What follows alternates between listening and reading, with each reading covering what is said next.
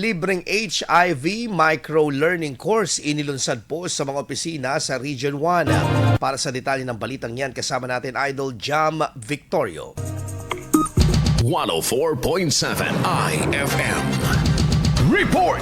Inilunsad ng Civil Service Commission Civil Service Institute ang libreng HIV 101 microlearning course kasabi ng isang 6 na minutong campaign video upang itaguyod ang health literacy at bumuo ng mas inklusibong mga opisina at tanggapan sa rehiyon. Tinutukoy ng kurso ang mga pangunahing konsepto tungkol sa HIV at AIDS, kabilang ang paraan ng transmission, pag-iwas, testing at paggamot. Tinalakay rin ang kasalukuyang sitwasyon ng HIV sa bansa. Itinama ang mga karaniwang maling paniniwala at nagbigay ng gabay para sa self-risk assessment. Layunin ng kurso na palakasin ang kamalayan at mabawasan ang stigma at diskriminasyon laban sa mga taong may HIV. Maaring ma-access ang kurso ng libre nang walang kinakailangang registration. Maaring kompletuhin ng mga kalahok ang pre-test, post-test at evaluation upang makatanggap ng 1 oras sa training credit at certificate of course completion. Ang inisyatibang ito ay bahagi ng patuloy na pagsusumikap ng tanggapan na itaguyod ang edukasyon sa kalusugan at mas ligtas, mas inklusibong mga tanggapan sa buong bansa. Mula rito sa IFM Dagupan, ito si Idol Jam Victorio. Tatak,